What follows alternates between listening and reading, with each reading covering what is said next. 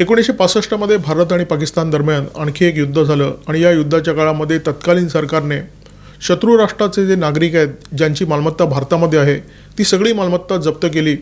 1968 मध्ये भारत सरकारने तसा कायदा आणला। तत्कालीन पंतप्रधान इंदिरा गांधी यांनी तो कायदा आणला होता आणि या कायद्याअंतर्गत शत्रू राष्ट्रामध्ये जे नागरिक आहेत आणि त्यांची जी मालमत्ता भारतामध्ये आहे ती सगळी मालमत्ता जप्त करण्यात आली। हा जो मोहम्मद अमीर अहमद खान जो पाकिस्तानमध्ये स्थायिक झालेला, पाकिस्तानचं ज्याने नागरिकत्व स्वीकारलेलं, त्याची पत्नी हिंदू होती, तिचं नाव राणी विजय। निकाहानंतर तिने नाव धारण केलं विजया खान आणि त्यांना जो मुलगा होता त्याचं नाव सुलेमान मोहम्मद अमीर मोहम्मद खान, म्हणजे वडिलांचं नाव अहमद खान आणि मुलाचं नाव मोहम्मद खान। तर या विजया खान आणि त्यांचा जो मुलगा आहे सुलेमान ते याच्या मृत्यूनंतर भारतामध्ये आले। भारताचं त्यांनी नागरिकत्व स्वीकारलं।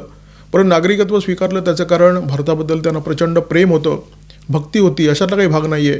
त्यांची नजरसुद्धा भारतातल्या त्या मालमत्तेवर होती जी भारत सरकारने जप्त केली होती।